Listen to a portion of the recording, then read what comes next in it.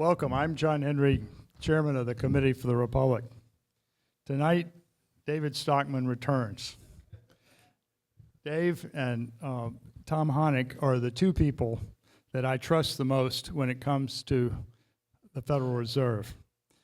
Tom, please stand up here. Everyone knows Tom. We had a Salon. We are very pleased that David and Tom joined our board this year. Like Tom, David is a unique citizen of our republic. There are people who understand politics, and there are people who understand money. But there are very few people who understand politics and money. David served in the House for 3 terms from Michigan's 4th District, and was the I think after Alexander Hamilton was 34 when he was Treasury Secretary, and you were 35, right, when you were OMB Director. And technically, you were elected 3 times, but 2 days after your 3rd election to the House, you accepted the OMB job. Reagan called him. This evening, David's going to talk about our $38 trillion federal debt. That's right, $38 trillion. We're running more than 23% of the GDP through the federal government and taxing only 17% of GDP. That's the difference for the debt. $2 trillion is the annual deficits are the new normal since the pandemic, with $1 trillion a year on interest alone. Before David explains how serious our financial problem is and gives you many brilliant insights, I want to step back for a moment and ask you, how in the world did we get here? The answer is very simple. We got here because Congress isn't doing its job. The greatest actors in the world are not in Hollywood.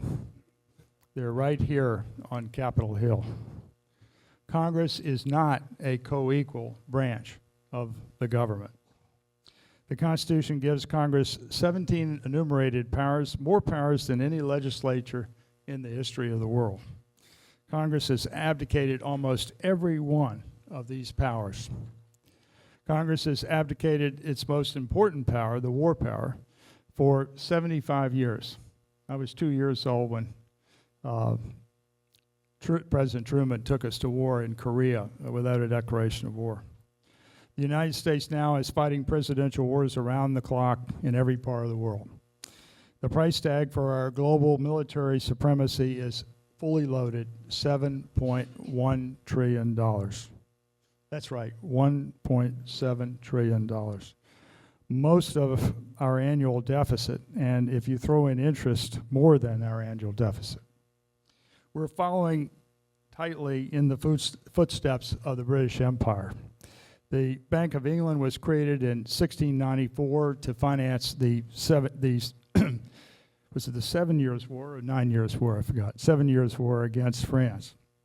The Federal Reserve was created in 1913, just in time to finance World War I.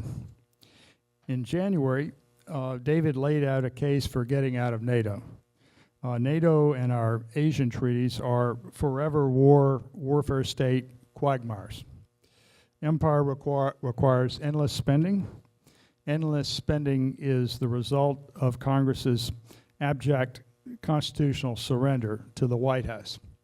By unconstitutionally delegating its monetary power to the Federal Reserve, the Keynesian monetization of public debt shields Congress from the folly of chronic deficits until, as Tom pointed out, inflation rears its head.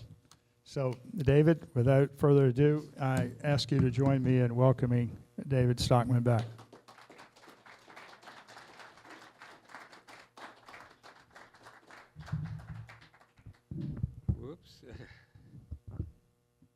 I think it'll stay. All right. Well, I'm very happy to be here, and I remember when I spoke in January, I expressed deep gratitude because this was the first time that was the first time I'd ever been invited back to speak to the same group. But now I'm here for the second time in 1 year, and I'm beginning to get suspicious that there is someone who has hijacked the speaker schedule who's kind of a glutton for punishment or something. I don't know. But I want to talk tonight to reach back to the book I wrote in 1986 called The Triumph of Politics. And I said very forthrightly then, I thought we're going to hell in a handbasket. And now I want to say tonight that I still believe that. And it did take 40 years to get here where we are. So let's go back in time to January 1981. And I might just say for some of the younger folk here, there's one or two, I think, you probably never heard of such a thing as a balanced budget. But that was a pretty serious concept back then. And Ronald Reagan ran for president in both the 1976 primaries, where he didn't succeed, and the 1980 general election as a firm advocate of balanced federal budgets. During the latter campaign, he promised that we would be in black ink by 1984, and then he presented a detailed plan within 25 days of inauguration to make good on this promise. Now, I bring all this up because at the time, the federal debt was $930 billion, and it had taken 39 presidents and the first 192 years of the Republic to get there. As it turned out, however, that fiscally sober history came to an abrupt end in 1981, and my talk tonight is to try to explain why it happened despite the best of intentions.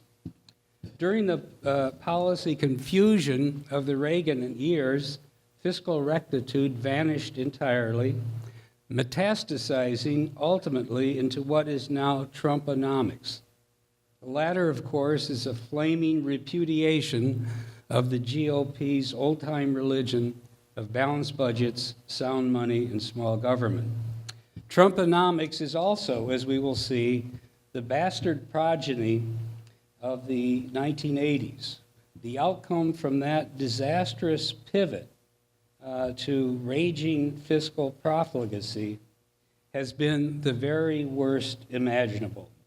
That is, the federal budget has become literally a fiscal doomsday machine, racing on autopilot towards inexorable disaster, while the process of fiscal governance in Washington has been broken beyond repair. Now, if anybody's getting nervous, don't worry, I'm saving the negative stuff for later, later in my talk. But as evidence of where we are and where we've come, I would remind you that the public debt at less than $1 trillion and 31% of GDP in January 1981 had reached $3.5 trillion by the end of 1988, $5.5 trillion by the turn of the century, $20 trillion by the time the Donald stumbled into the White House the first time, $28 trillion by the time he left grudgingly in 2021, $38 trillion after the Uniparty's pandemic spending orgy, and now, after what I have called the Moab, the mother of all budget busters, or what he called the Big Beautiful Bill, Trump, which he signed into law with so much fanfare in July, the public debt, and this is literally the case, and it's hard to grasp, the public debt is on an inexorable path to the staggering sum of $185 trillion by mid-century, if we ever get there, which is not possible under any known form of financial arithmetic.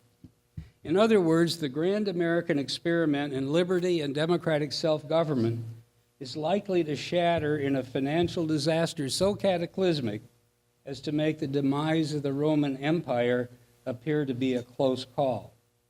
And yet there is utterly no political capacity in America to even lightly tap the brakes on a budgetary doomsday machine that is unalterably heading for the brink, as we were reminded by the GOP capitulation on the shutdown once again this week. Still, it needs to be recalled that it wasn't always this way. Outside of World War II and the severe global depression of the 1930s, American democracy actually had a pretty decent fiscal track record. For instance, during the 65 years from 1866, end of the Civil War, through 1930, Washington racked up 48 budget surpluses, more than two-thirds of the time. And that was surely nothing to sneeze at in the annals of fiscal history among modern democracies. In fact, prior to the 1913 creation of a central bank with a printing press capable of monetizing the public debt, America's fiscal record was nothing short of remarkable by any standards, and certainly by today's standards. The Civil War, of course, had occasioned a hemorrhage of blood and public borrowing, too.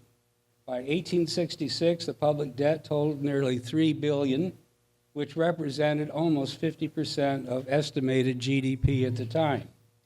Yet after decades of budget surpluses during the second half of the 19th century, along with no income tax, no welfare state, and no peacetime military that amounted to anything much, the public debt had been reduced to just $1.2 billion by 1914. In other words, 60% of the Civil War debt had actually been paid off. And the very idea of paying off debt is so unlikely and remote today that you have to really stop and think about it. It was truly an amazing feat by any historical standard. Moreover, what was left in 1914 amounted to a virtual pittance in the scheme of things. It was only 3.1% of the nation's 39 billion GDP at the time, and represented a mere $12 of public debt per capita. And no, we did not omit any zeros. It was $12. To be sure, there has been a lot of inflation since 1914, but the comparison is still worth its context providing insights. Today's dollar is worth just 3.1% of its 1914 value. Thank you, Federal Reserve. So the 1914 public debt, if we brought it forward to $25 of purchasing power, was $36 billion. On an apples-to-apples constant dollar basis, therefore, that was $365 per capita of public debt in today's dollars, $25 back then, versus $113,000 per capita today in the same dollars of purchasing power. Stated differently, in constant dollars, the public debt has soared from $36 billion with a B in 1914 to $38 trillion with a T today. In real terms, constant dollars per capita, it's up by 310 times. Moreover, 1914 wasn't actually the end of the good old days fiscally. After the eruption of big deficits during the New Deal, which caused the debt to reach 38% of GDP, and then to soar to 120% of GDP during World War II, the old-time religion had one last hurrah. President Eisenhower led the way with a 35% cut in real defense spending during his 2 terms. He ran up 3 budget surpluses and pretty much balances the rest of the time. And he followed a politically wise strategy. I call it the Eisenhower curve, in fact, which was almost the inverse of the Laffer curve. It required doing the hard part first, cutting spending, as Eisenhower explained it, in order to earn the right to reduce taxes for the people later when you had provided room in the budget. Now, owing to steady economic growth during the 25 years after World War II, and also due to relative fiscal prudence by even Democrats, and really you don't hear that conjoined, Democrats and fiscal prudence, too often, but it was actually true, at least through Jimmy Carter's time. There was minimal federal borrowing between 1946 and 1980. Accordingly, the public debt ratio, which had gone all the way up from 3% to 120% of GDP, marched all the way back down the hill steadily over the next 25 years, so that when we got there in 1980, as we have said, it was down to just 31% of GDP. So that if you look at a chart, I don't have one here, it's just a huge U that you can see that was developing 120% down to 30, 1980, and now we're off to the races. We're back way above that. But that date is surely the pivot point of America's fiscal history. Thereafter, an entirely new regime unfolded under which the nation's historic fiscal prudence was thrown to the wind with a mighty dollop of help from the so-called conservative Republican Party. During 1981, in fact, the debt ratio started climbing and has never looked back. It now stands above the World War II peak, and under current policy, including the MOAB or the Big Beautiful Bill, whichever way you want to look at it, we will reach, based on what's built into the baseline, no change in policy, either side, spending or revenue, it will reach a cataclysmic 168% of GDP by 1954. So the post-1980 U-turn from 30% to up to 120% is all you really need to know about the past and future course of American fiscal history. There was absolutely no objective or economic or geopolitical crisis behind this dramatic and fatal U-turn in the public debt burden after 1980. It was simply a consequence of ideological error and the deep and seemingly permanent political malfunction it has engendered. So perforce, we turn to amplification of the four crucial developments during the Reagan years, which account for the abrupt U-turn back up towards 120% on the nation's fiscal path. These factors not only explain the U-turn, but also remain firmly in place still today. This means there is no avoiding the end game of an economy killing 185 trillion public debt by mid-century or before, unless there is a massive reversal of uniparty fiscal policy, which I don't see any evidence is likely. These history-bending developments, four of them during the Reagan era, can be summarized as follows. First came the takeover of Washington by a bipartisan neocon coalition that has spent massively and needlessly on a bloated warfare state and empire abroad. Today's $1 trillion defense budget is more than double in real terms, constant $25, is more than double in real terms the $475 billion that the great General Dwight Eisenhower thought was more than adequate in 1960 to deter the Soviet Empire at the peak of its industrial and military vigor. Yet no comparable threat remotely exists anywhere in the world today, and yet we've got double what Ike thought was more than adequate. Second in line was the GOP's stinging defeat on Social Security reform in May 1981. This led the so-called Conservative Party to go AWOL on its appointed role as nemesis of the welfare state. Accordingly, other than a one-time 90-day delay of Social Security COLAs in 1983 as part of the Greenspan's Commission's trust fund rescue package, there has been no material change in the $3 trillion per year cost of the core Social Security Medicare entitlements, which political cop-out the Trumpified GOP has now formulated into party dogma. You don't touch Social Security, you don't touch Medicare. The third factor is in the fatal U-turn has been the embrace by mainstream Republican politicians of the doctrine that tax cuts are a magic economic elixir that can generate so much growth as to cause chronic deficits to fade away in a tsunami of rising revenue. But that has always been a pipe dream because at today's federal tax level, it takes $6 of economic growth to just break even on every dollar of income taxes cut. It's never happened, not even remotely so, in any of these tax cuts we've had.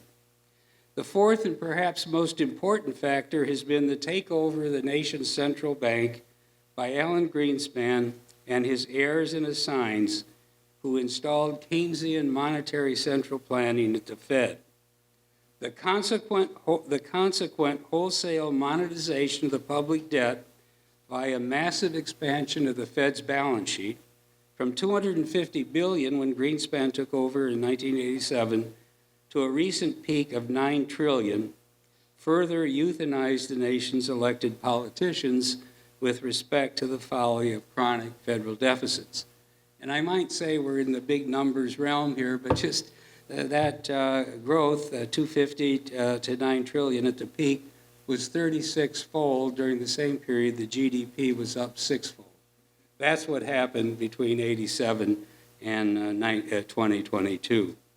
In any event, the fact is the historic barrier against excessive deficit finance, and I learned this as a member of Congress during my 3 terms very clearly, the historic barrier against excessive deficit finance has always been sharply rising interest rates, which generated invariably immediate negative feedback from adversely impacted businesses and homeowners back home. You would hear from the car dealers, you would hear from the feed mills, you would hear from the small business owners of factories.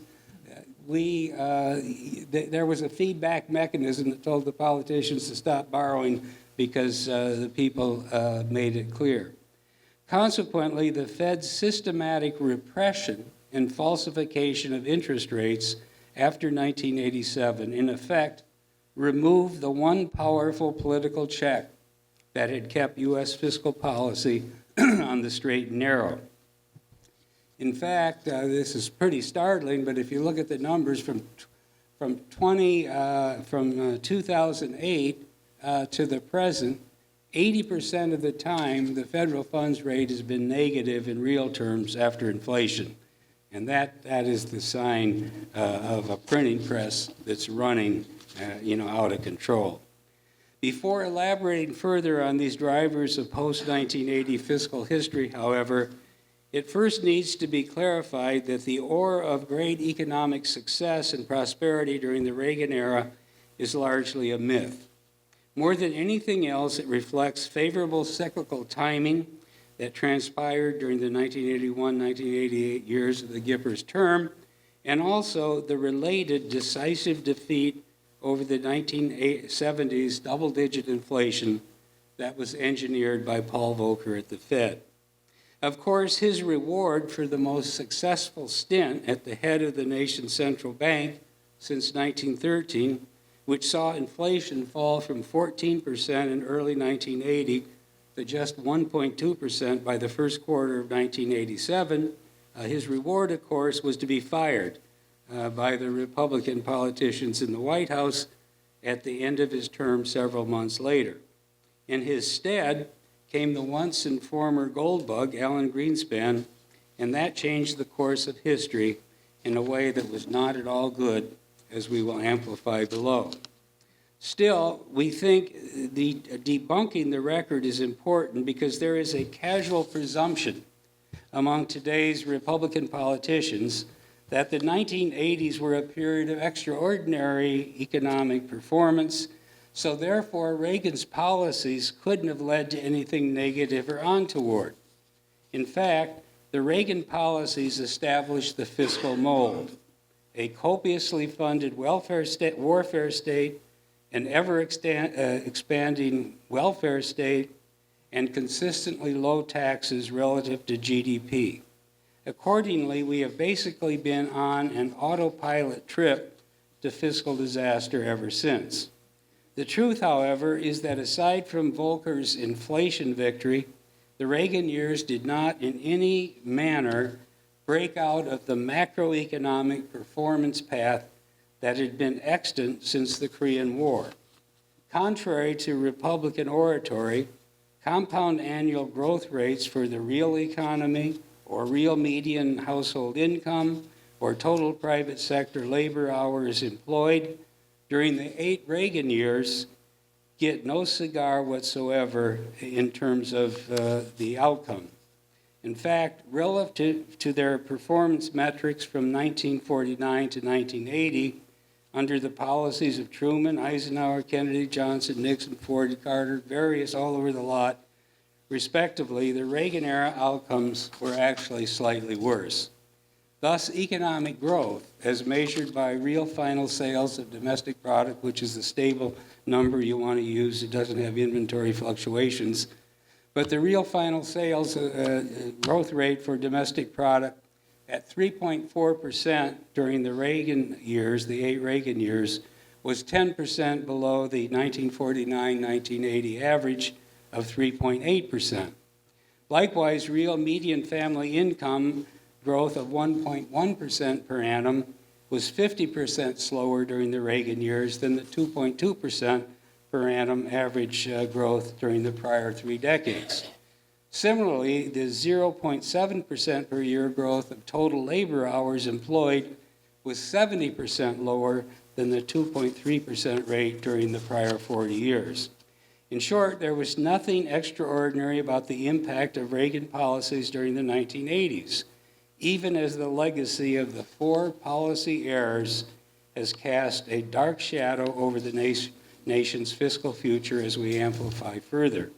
At the end of the day, therefore, nothing good happened during the 1980s that mitigates the wrong-headed fiscal path that emerged by the end of the decade and which has only worsened in the decade since.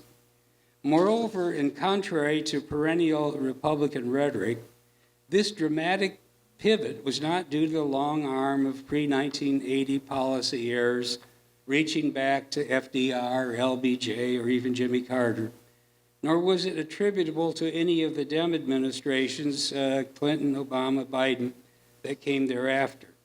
On the contrary, the U-turn followed like night and day from the proposition postulated by the opponents of Reaganomics during the 1980 campaign, George Bush in the primaries, and the independent John Anderson and incumbent Jimmy Carter in the general election, to wit, you can't cut taxes, increase defense, and balance the budget all at the same time. To be sure, the math of the Reaganomics equation was easy enough to specify on paper. Indeed, a dictator could formulate and accomplish it any day of the week and twice on Sunday. But as we are supposedly now learning, there are no kings in America. So the implicit modifier in the critics' equation was that you couldn't accomplish this fiscal feat in the give and take of America's constitutionally prescribed process of democratic governance. In fact, this is the reason we resuscitate our long ago 1986 memoir polemic, which was titled The Triumph of Politics. The gravamen of its 411 pages amounted to chapter and verse proof from the nitty-gritty legislative and bureaucratic battles of President Reagan's tenure in the White House that the core predicate of Reaganomics was unachievable as a practical matter of fiscal governance.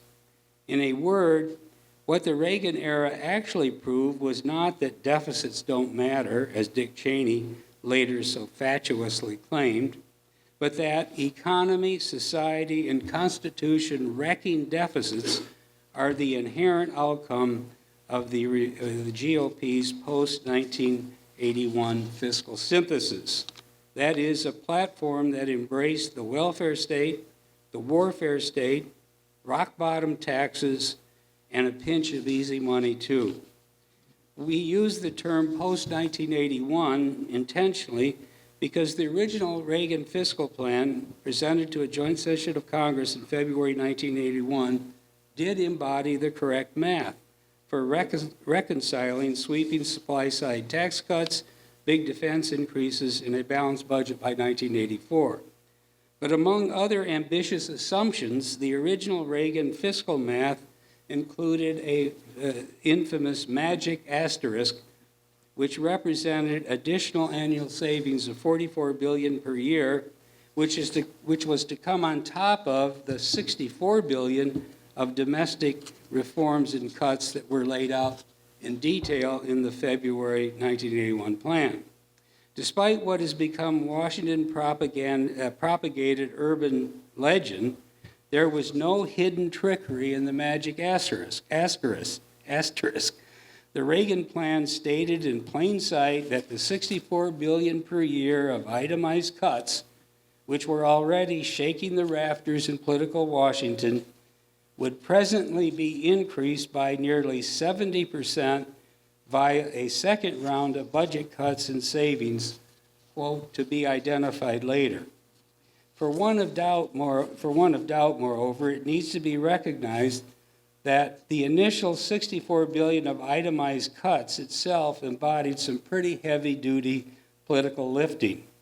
That savings figure alone was equal to 2.1% of GDP back then, which would be about $600 billion per year at today's 30 trillion scale of GDP.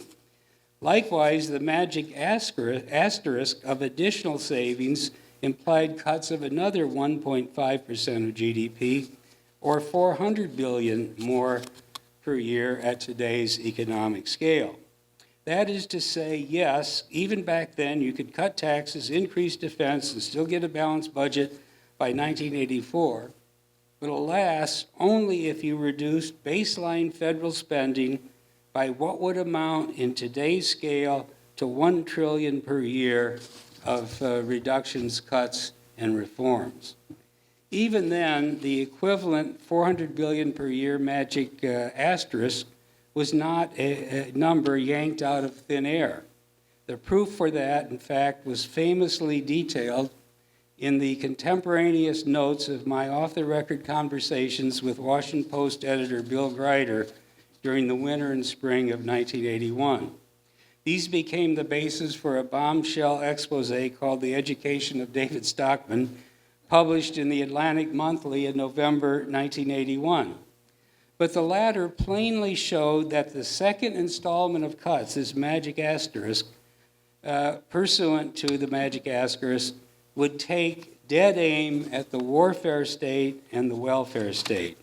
That is, after the initial cuts in means-tested entitlements like food stamps and Medicaid and discretionary social programs and domestic pork barrels, the next target was reform of the big entitlements, especially Social Security and Medicare, and that was to be coupled with a hoped-for pruning of the initial bloated 5-year defense plan that had been hurriedly approved within 10 days of the inauguration, as we amplify further in a moment.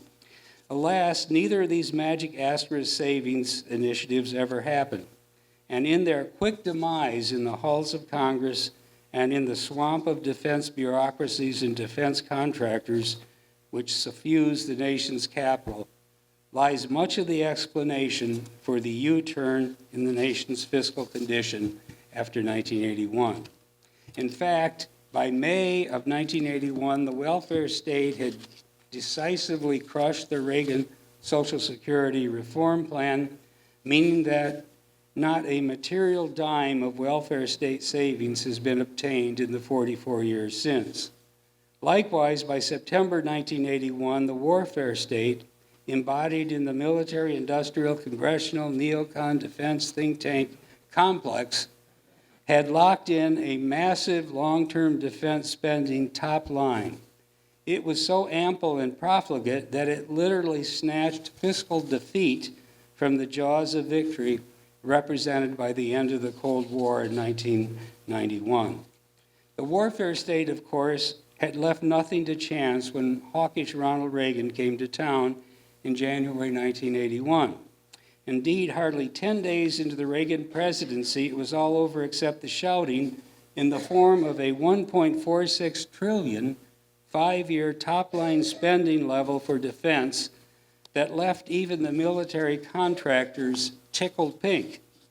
And for one of doubt, that figure translates, that five-year plan, 1.46 trillion, translates into upwards of 3.7 trillion in 2025 dollars of purchasing power. As we explained at embarrassing length in the original Triumph of Politics, the massive Reagan defense buildup had sprung into life by virtue of what amounted to a hand calculator error, mine. As it happened, this was not as frivolous as it may sound today. We had needed, in the first week of the Reagan administration, a placeholder for the 5 top-line DoD spending numbers for 1982 to 86 for the promised Reagan defense buildup for each of those years. The detailed content of the military manpower, hardware, and air, and land and sea fighting capabilities, etc., was to be filled in later. In turn, this placeholder expedient had been necessary so we could develop an overall budget proving that the Reaganomics equation worked and that it added up to the aforementioned balanced budget by 1984. And also so that the new administration could hit the ground running by February 14th, which was the only prayer for overcoming the corrupt political swamp ensconced inside the Washington Beltway. Still, when it came to the warfare state, this approach was ass backwards. In the great scheme of things, the military services and defense agencies should have borne the heavy burden of justifying their budgets via a brick-by-brick buildup of each weapon system, force structure, mission capability from the bottom up, along with a cost-benefit assessment of each element. But the opposite actually happened. The huge top line was so capacious that it enabled the warfare state to literally buy permanent control of America's national security policy by the sheer political firepower of the military industrial contractor think tank NGO complex, which feed upon the leavenings that spilled out of the sides in every direction at the Pentagon. In other words, there was so much money available that you could pay thousands of people to have a job making the case for every one of the interventions and for this massive warfare state empire policy. The aforementioned hand calculator error had occurred at a 3-person meeting with DoD Secretary Cap Weinberger and his deputy on January 31st, which is only 11 days after we started. The Reagan campaign had promised 5% per year real growth in defense spending in order to highlight the national security, quote, weakness, they always use that word, of the Carter administration, which had been dramatically exposed, as we all know, by the fiasco of the hostage rescue mission in Iran, Desert One. But as the countdown of days in captivity had reached a crescendo before the release of the American captives on Inauguration Day, the nascent Reagan Defense Department had already been staffed at the highest levels by a cadre of hawks and neocons. And by the end of January 1981, the latter were beating the tom-toms for much higher annual defense growth rates of 8 to 9% per year versus 5%. But as it happened at our meeting, Weinberger readily agreed to a split the difference compromise, a 7% top-line growth without any discussion at all in terms of the defense capabilities it would buy. Of course, we foolishly considered a win after a quick HP-12C calculation where we boosted the 5% growth to 7%, and the numbers made it appear that no insurmountable damage to the overall fiscal equation had been done. Left the meeting 30 minutes later. This compromise level was then duly transmitted by the Pentagon to the White House and quickly embraced by President Reagan literally before the ink was dry. Yet the 5 numbers on the Pentagon worksheet is where the rubber met the road, and not in a good way. The Reagan campaign's 5% real growth rate assumption had been put into the overall budget plan by a committee of campaign advisors led by the then private economist, and here he comes again, Alan Greenspan. This became known as the Chicago Plan after the campaign speech where Reagan had announced it, and it started with Jimmy Carter's purportedly deficient defense budget of $142 billion for 1980.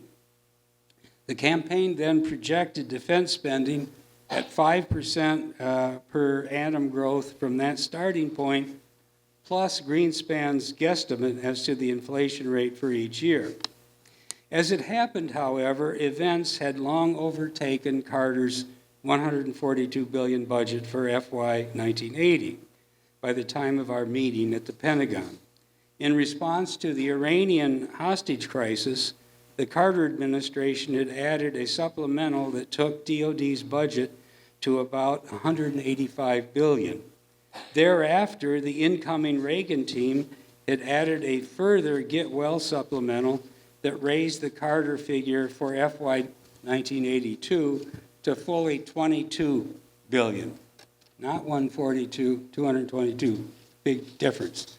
And it was from that lofty level that Weinberger's DoD computers ground out a 5-year top line embodying 7% real growth, which rose from $222 billion in FY 1982 to a staggering $368 billion by 1986. Now, the sum of the 5 years amounted to the aforementioned $1.46 trillion 5-year plan, but the passage of time and the massive interim inflation means that this figure hardly does justice to what actually transpired. Therefore, we have translated into $2025 both the Chicago Statement's 5% growth budget starting in 1980 and the Weinberger 7% top line starting in 1982. Needless to say, the date where you start and the rate by which you do the compounding do make a difference. In fact, in today's dollars, the 5-year difference between the two plans was $1.32 trillion. And let me emphasize, that was the difference. The Chicago plan was $2.39 trillion. What we got was $3.714 trillion, another trillion layered on in a 30-minute meeting 10 days into the administration. What I say here is the Weinberger top line literally buried the fiscal equation of Reaganomics in perpetual and massive red ink. Needless to say, the Weinberger top line has cast a shadow on the fiscal future up until this very day. On the one hand, the defense budget growth curve that resulted from it was so steep that it literally suffocated any remaining impulse among the Republican congressional rank and file, to stick with the $64 billion per year of domestic cuts, to say nothing of the $44 billion magic asterisk reforms of the giant entitlements.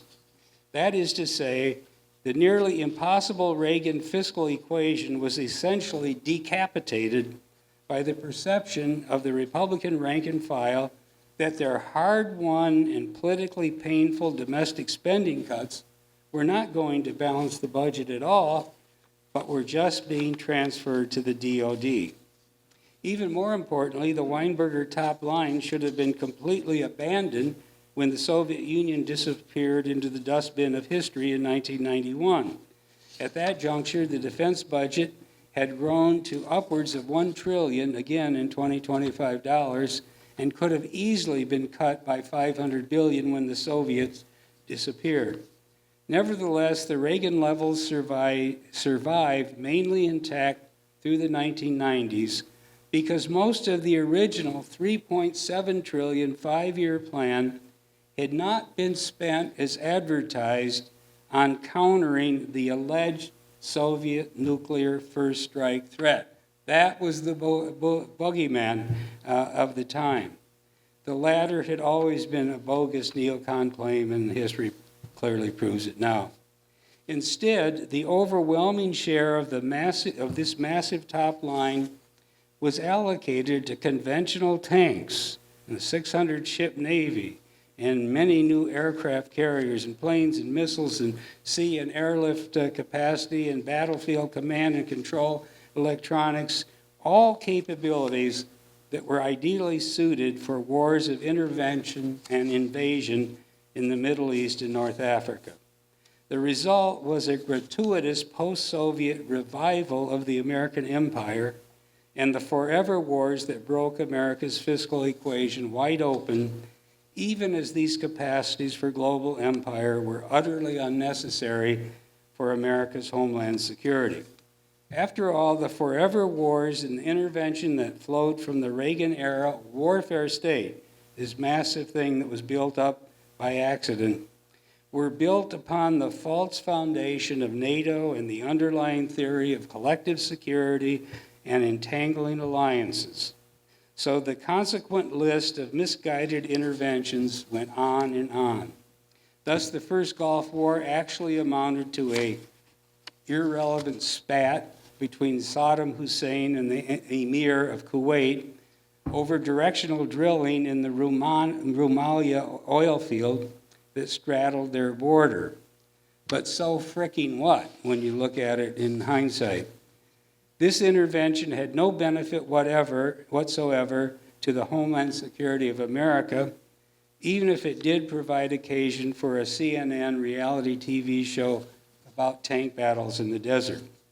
The same can be said of the shock and awe campaign a decade later that finally suspended Saddam from the end of a rope, only to open Iraq to anti-American chaos led by the dominant vengeance-seeking Shia population.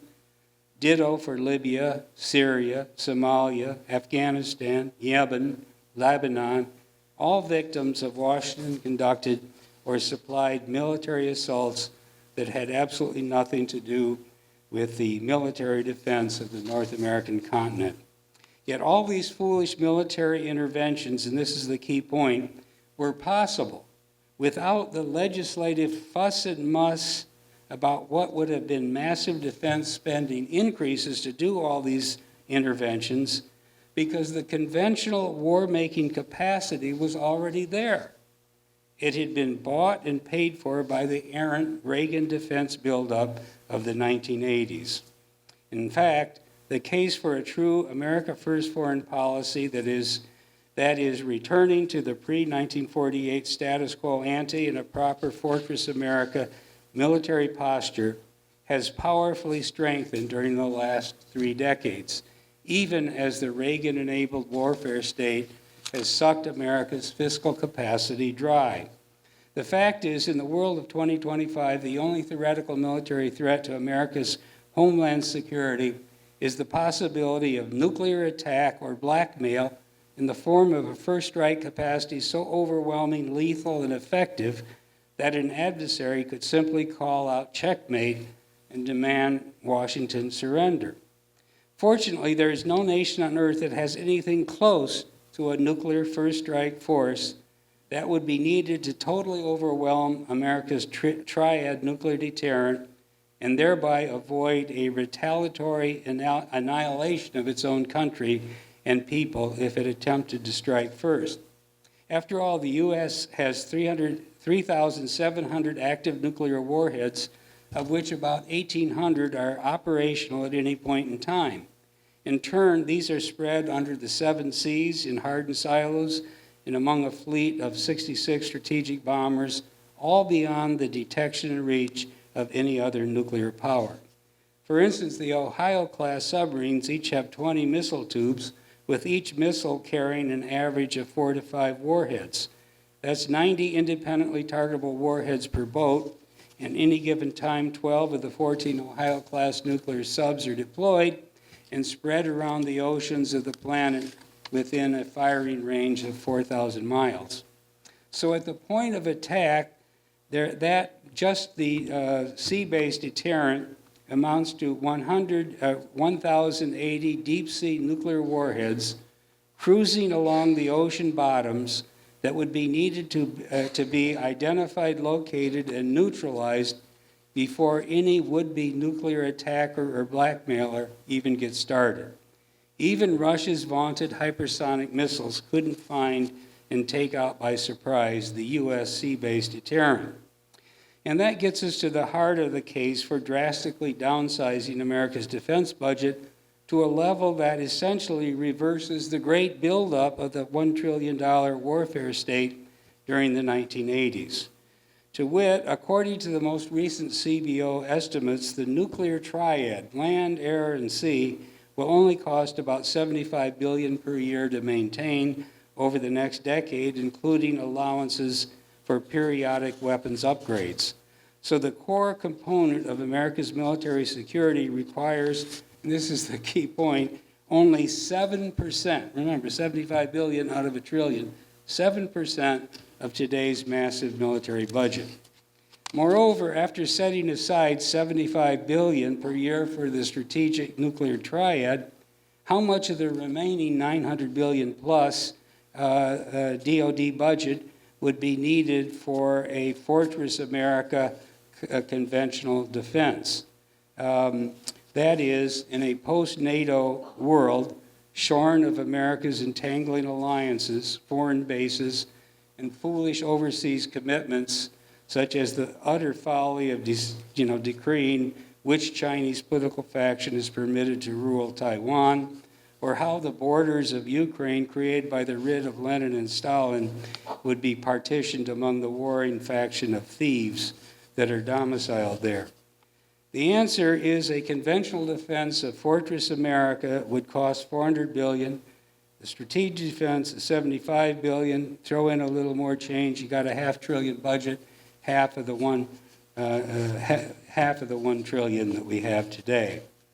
As to the welfare state, the Reagan Social Security Reform Plan was largely designed by your speaker during April and early May of 1981, and was based on the crucial principle of de-welfarizing Social Security.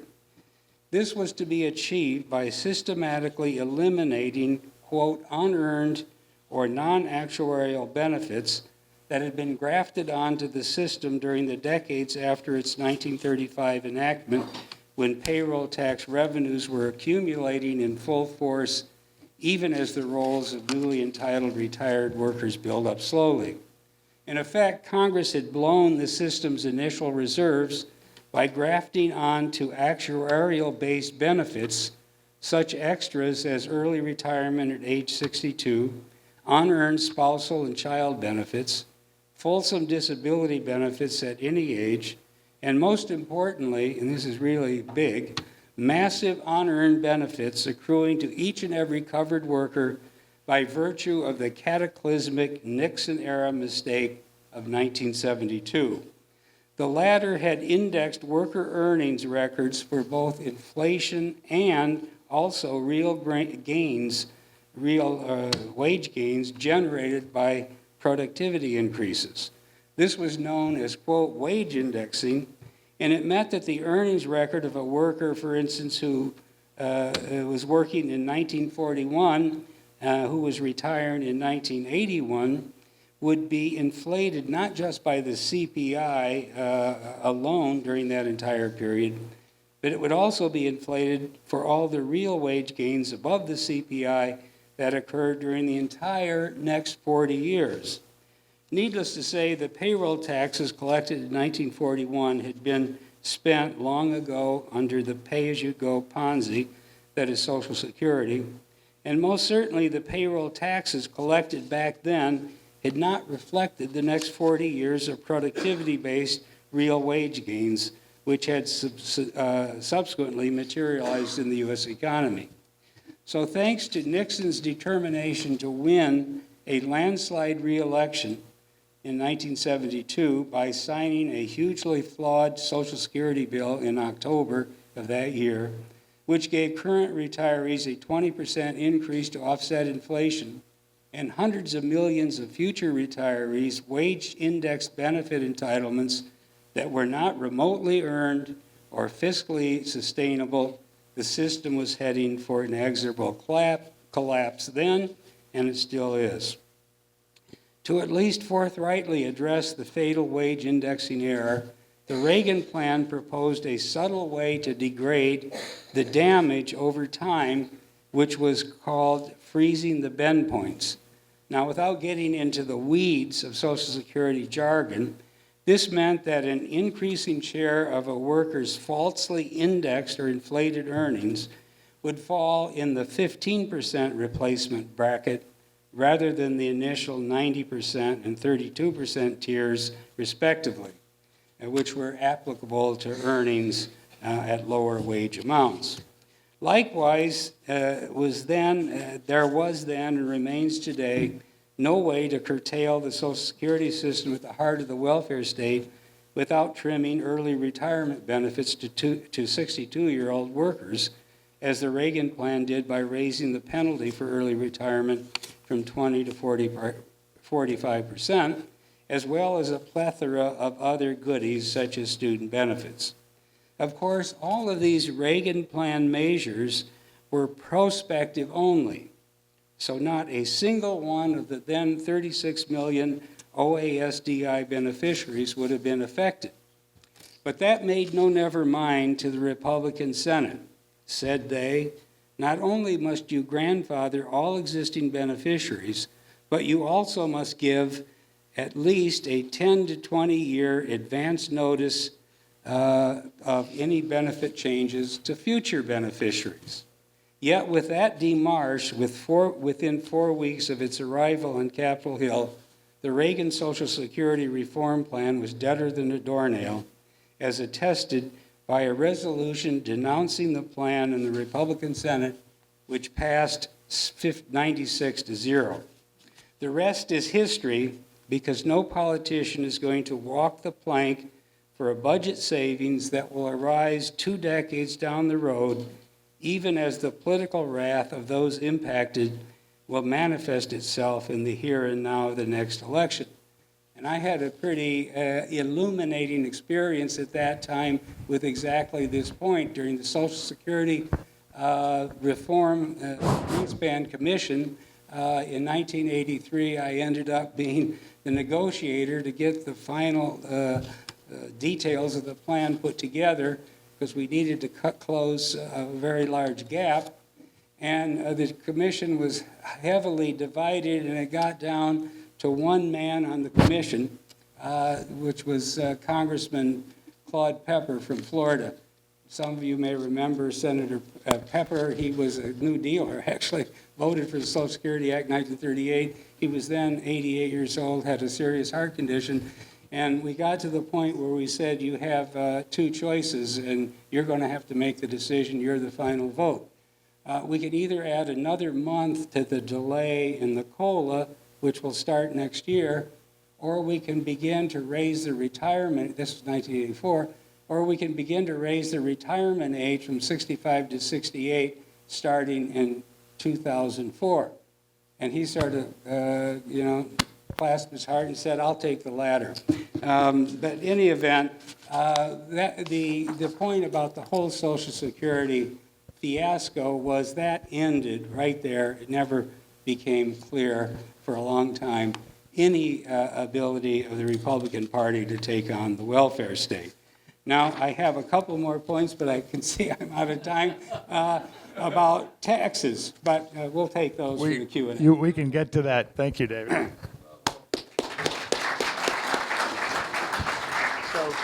So David, I think, has done a good job of answering anyone's question. Is there any question that he hasn't answered? Hello, I'm Dr. Elaine Soreo, Associate Rector of Ukrainian American Concordia University, a Ukrainian university operating in Kiev throughout the war. First of all, thank you so very much for everything you've given us this evening. Highly detailed. I couldn't write fast enough, so thank you so much. The speech. And so I started my career just about the time you started, in the same era that you started. I came to work for the Federal Reserve in 1981, not as a fiscal person, but in other capacity at the Federal Reserve. And so I pay a lot of attention to how things are done and what things are done, because I had a lot of views of it for just 2 years, for a full year while I was there at the Fed, and then gradually phased out from my position, actually because of Reagan.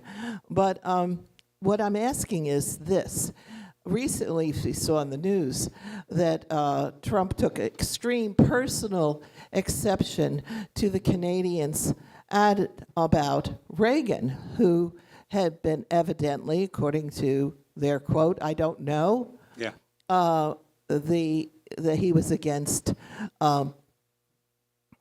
tariffs. Right. And so with that, we had a very big domestic issue. What can you say about Reagan, tariffs, and Trump? Oh, that's a great question. I can say that Reagan was a true blue free market man, a free trader in principle, and he understood why.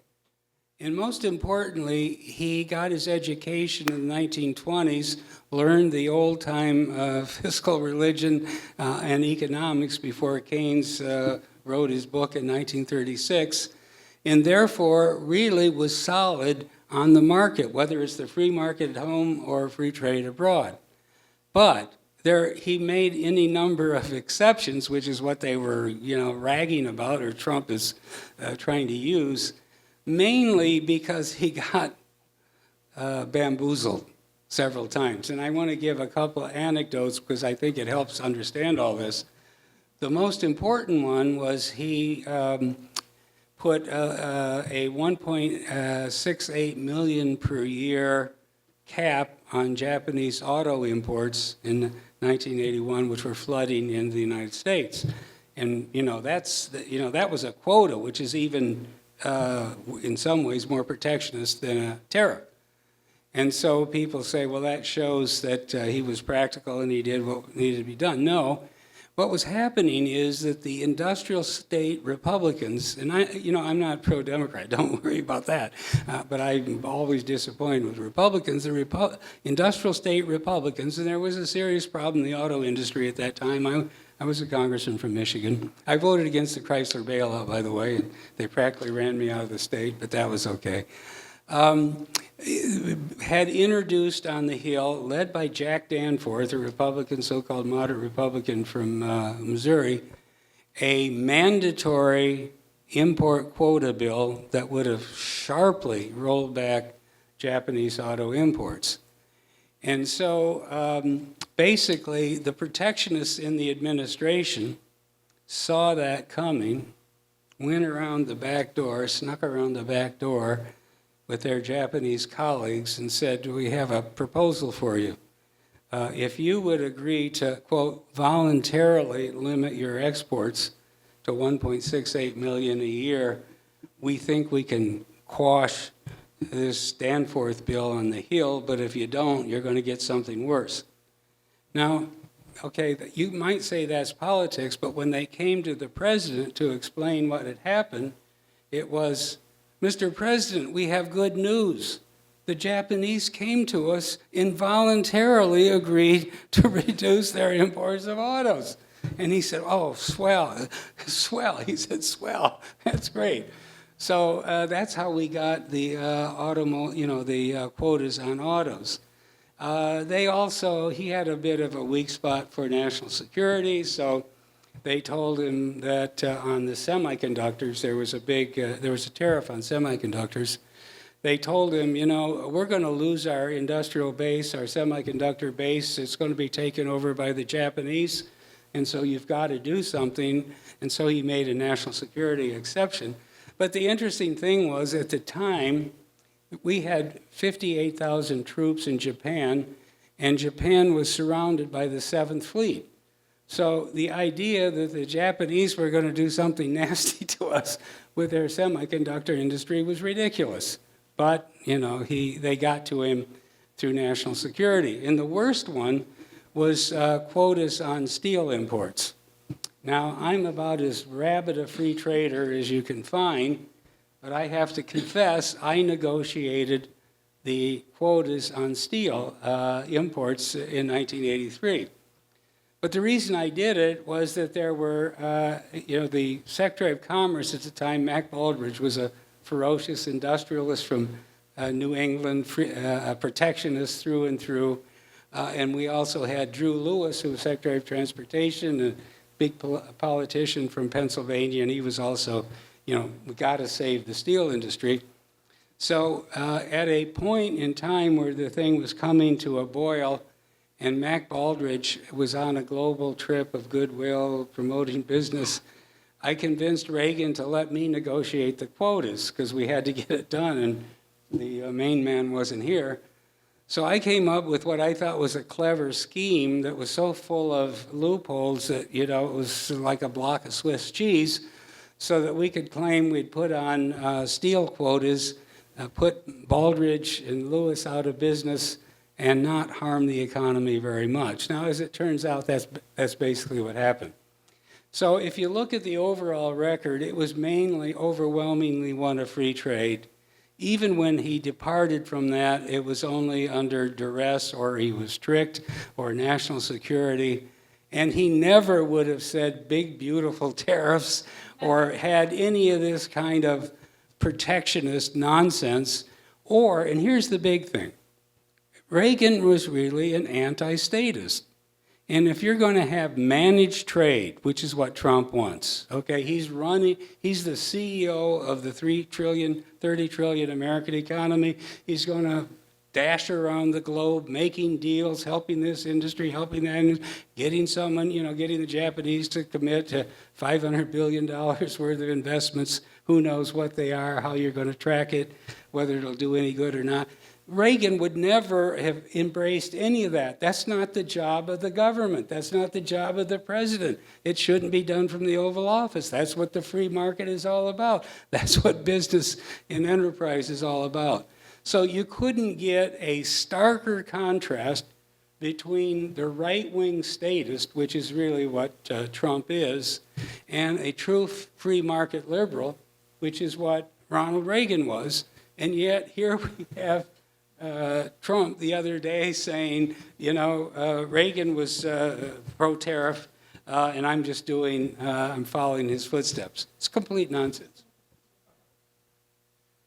Amazing presentation. I've been absolutely just floored by this committee and the work that you guys do, and it's so necessary right now. Really quick, my name is Branson. I serve as a senior fellow for International Strategic Studies Association.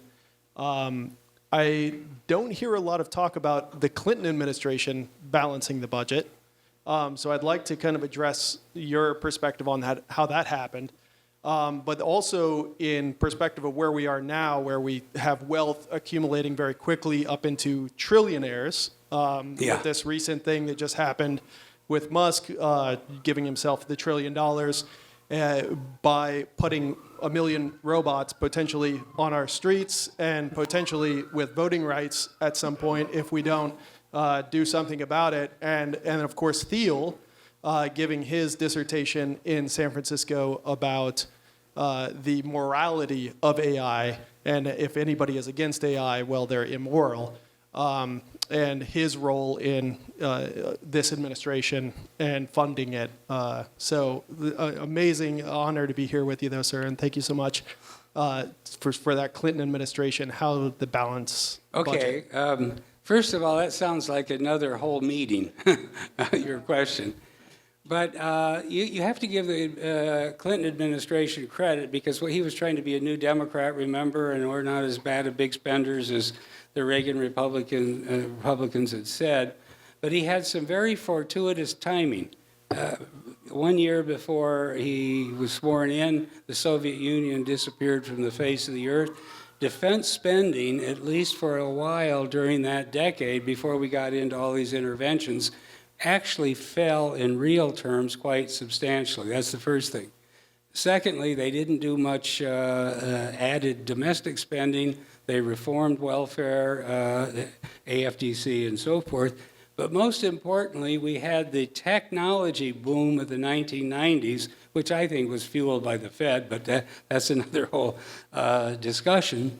But it generated previously unknown levels of capital gains, which were realized as the market worked its way to a peak by 1999, 2000, and of course we had the crash. So there was a massive layer of one-time windfall capital gains revenue that came in on top of a defense budget that was under control, at least for a while, and no new activity in domestic welfare. Plus, you had, George Bush had said, I'm not going to, watch my lips. He moved his lips, and he put in a deal in 1992 that then benefited the rest of the decade. And then Clinton did another budget deal in 1994 where there were some, odds and ends of cuts. So when you put all that together, the Bush plan, budget deal, the Clinton budget deal, the capital gains, the temporary reprieve from defense spending, and the big windfall on capital gains, led to 4 balanced budgets in a row, and we haven't seen anything, even remotely like it since. Here we go.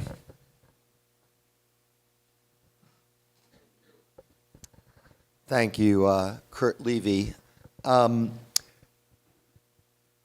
Way back in 1981, not everyone certainly agreed with your plan or Reagan's plan for balancing the budget, but they certainly would have had virtually 100% of the population would have said that anything like what we have today is, morally bankrupt as well as unsustainable. And yet, here we are. Do you attribute it more, that change in attitude, more to, a weakening of the American character, or more to, I guess I'd analogize it to, trying to tell an elderly person who's been smoking 3 packs of cigarettes their whole life that, they're going to get cancer. It's just like, why should I believe you now? So how do you sort of apportion that? And I guess I'd add on to that, knowing that human tendency, how would you have done things differently 45 years ago? Well, that's a good question. And the cancer in this story, when you bring it to the fiscal level, is really money. It's the Federal Reserve. In other words, what I didn't anticipate at the time, I was a deficit hawk, a budget hawk. When I wrote The Triumph of Politics, I did say we're going to hell in a handbasket. No one imagined what would happen when the Fed got into the massive, persistent, and chronic debt monetization business. Now, they said they were doing it for other reasons, to help the economy and all the other Keynesian razzmatazz that they use. But essentially, the balance sheet of the Fed was $250 billion, and they ended up buying $9 trillion worth of bonds. So naturally, if you've got a guy who's operating with fake money,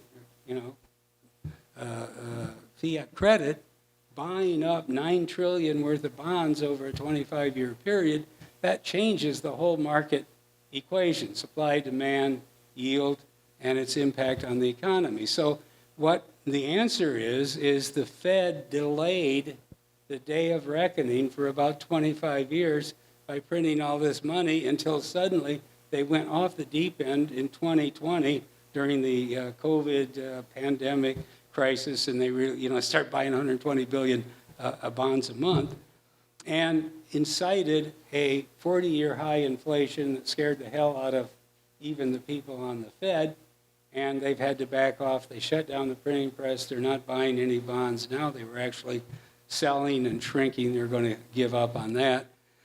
Everybody thinks they're going to go back to QE. They're going to go back to bond buying, expanding their balance sheet, but I'm not sure. This was a pretty serious bump in the road in terms of their own perceived role and credibility. So that's why I think the fiscal situation is going to get a lot worse, because I do not think we're going to have the wholesale bond buying by the Fed, monetization, that eased us through this 40-year period of fiscal excess and profligacy. And if that happens, you got a problem. And the problem, in brief, is there's 105 trillion of debt on the U.S. economy. Okay, 40 trillion or so is government sector. The rest is business, households, finance. When you have 105 trillion of debt, it means that even a 100 basis point increase in interest rates is $1 trillion of interest burden spread around the economy.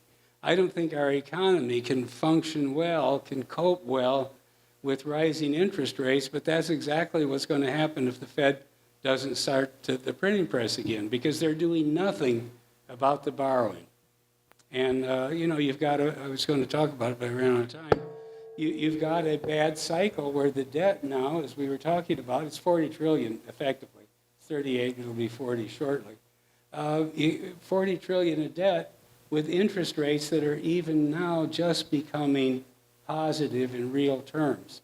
And so therefore, the carry cost of this debt, which has been suppressed for 10 or 15 years due to Fed policy, is now becoming a major, element in the fiscal equation. We're at $1 trillion of debt service. We'll be at $2 trillion very soon. And that becomes problematic as well, because, you're chasing your tail. I would defend the Fed just briefly. Oh, okay. First, the Fed balance sheet in 2007, when the financial crisis began, was about 900 billion. So it went to 3.5 trillion with the financial crisis, and then they began reducing the balance sheet until the pandemic hit with a supply shock, and again they went from about 3 to 9 because you've explained it so well. Congress was incapable of taking any fiscal action. So that was one reason. One of the things I knew you were going to speak about but ran out of time on, and that is tax cuts. Oh, yeah. Since 1981, there have been 11 different tax cuts which have reduced our total tax take to the lowest of any of the developed countries in the world, while we have an aging population and productivity is slowing. So we do have a serious tax cut problem, tax revenue problem. So I wonder how you would deal with that. Well, that was the part I got cut off. But, basically, we have built in a spending machine. Federally, is 25% of GDP.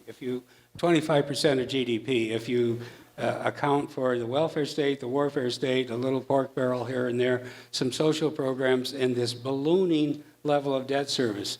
If you look from 2000 to about 2022, debt service was 2% of GDP. By mid-30s, it's 4%. By mid-50s, it's 5%.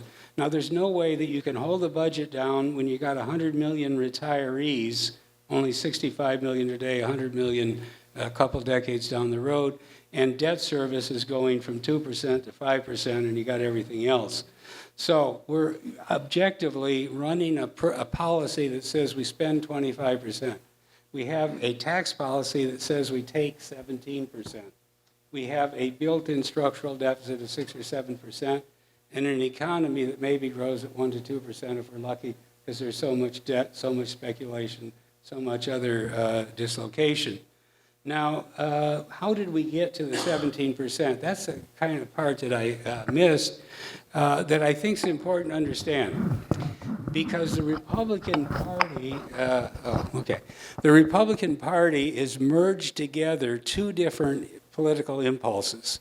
One is the old supply side notion of lower marginal rates, incentives, all of that, which is good stuff. I agree with all that if you don't borrow it. Okay, you cut spending, you cut taxes.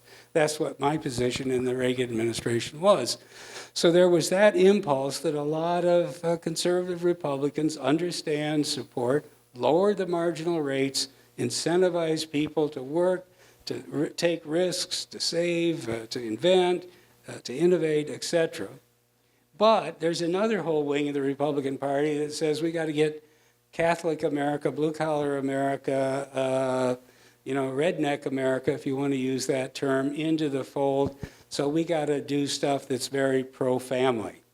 And so what has happened is that they've put a pro-family natalist program alongside and coupled it with a supply-side program so that the rates now have been cut way back for supply-side policy, but the tax base of the middle class, not the rich people, but the middle class, has been dramatically reduced because we've raised the standard deduction for a family, to $32,000 a year, and then we lay on top of that $2,200 of tax credits, not deductions, credits per child. So I had the example that if you take under the OBA, the Moab, the big beautiful bill, the rates in effect in 2026 will result in a median income household. This is dead center of the economy, dead center of the society, $85,000. Take a family, 2 earners, 2 kids under 18. They'll end up paying, and I explain how you get there quickly, $1,400 in income tax on an $85,000 income, or as I said, $1,400 is about a weekend at Disney World. That's what the tax code has been reduced to for a median income family. How do you get there? Well, $85,000, subtract the standard deduction, you're at $55,000. The first $25,000 is a 10% rate. The next bracket is 15. So they pay about $4,000 or $5,000 of liability. Then you offset $4,400 worth of tax credits. You got $1,400 left.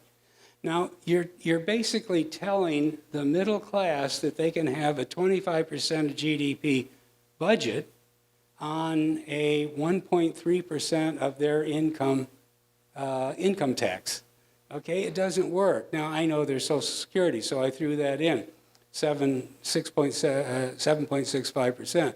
But even if you throw in the Social Security tax on this median household, the total tax take is 9%.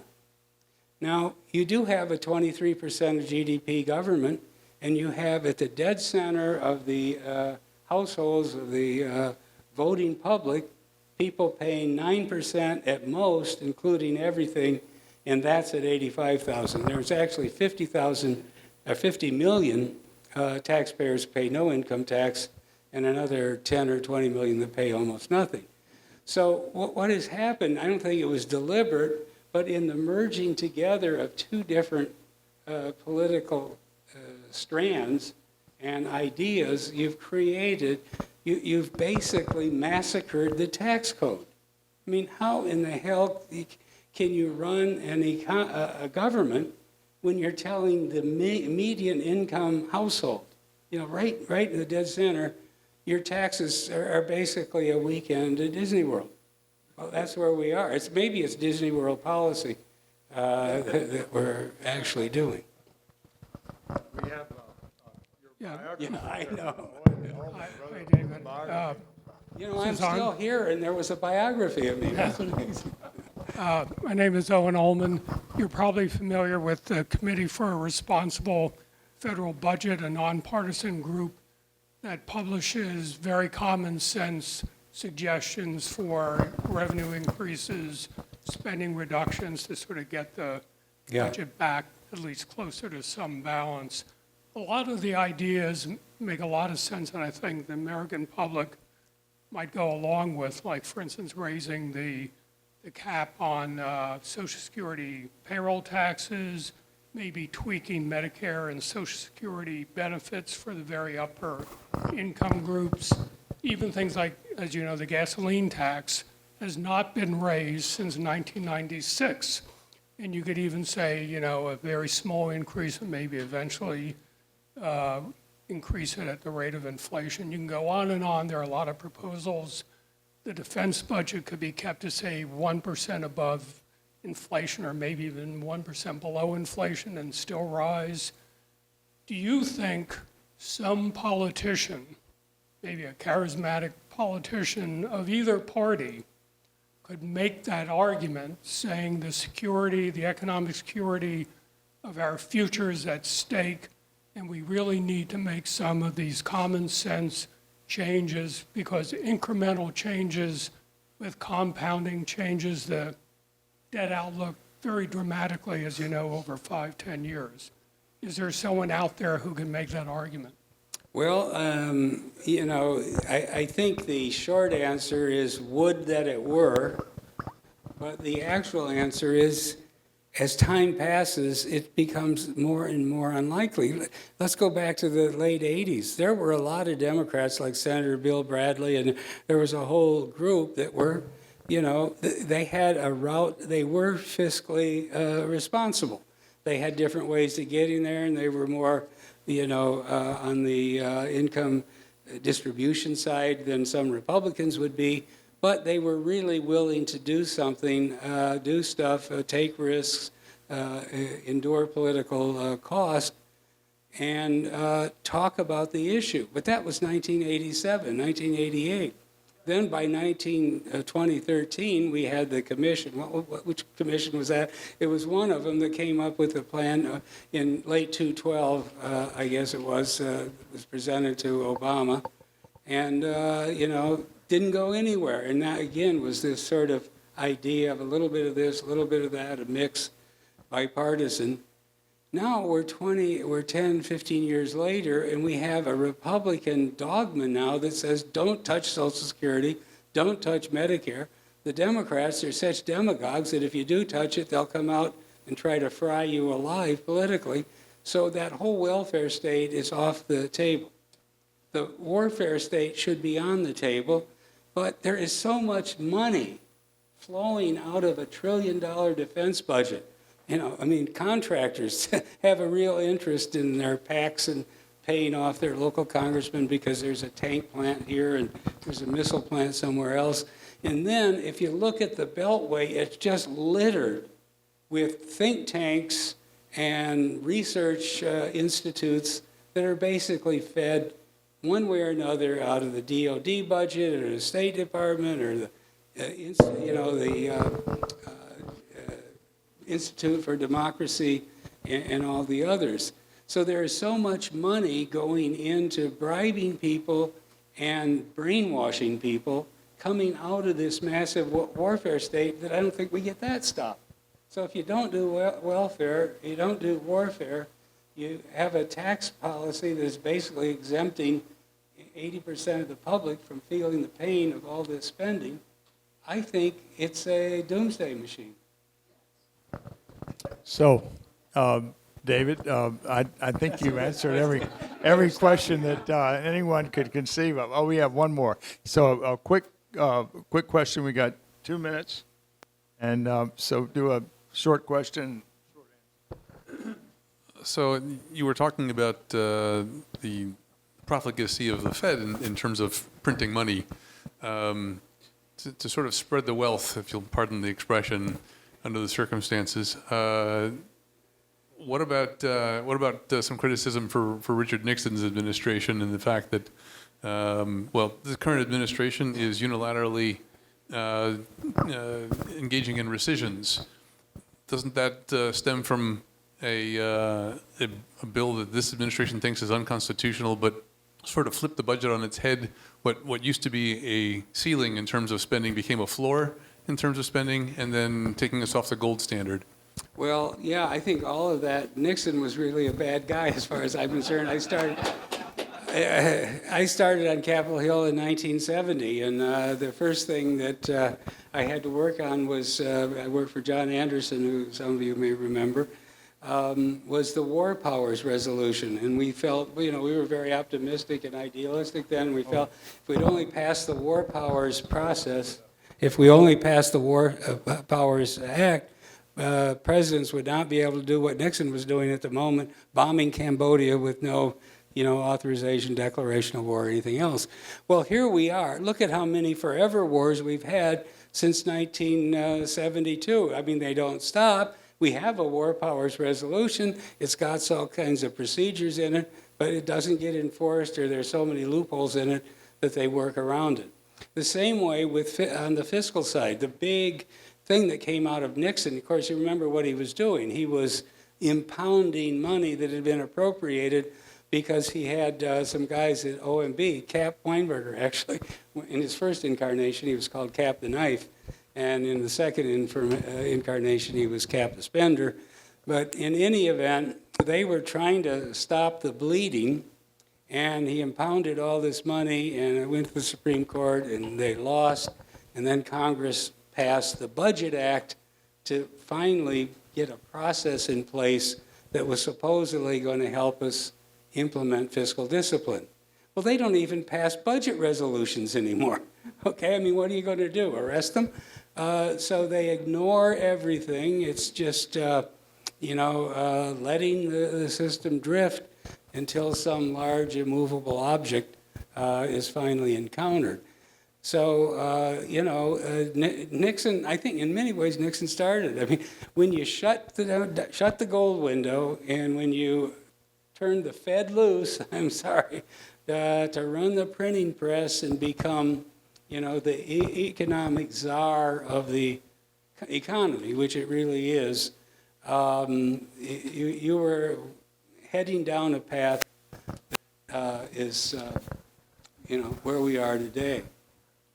David, thank you so much. Go ahead.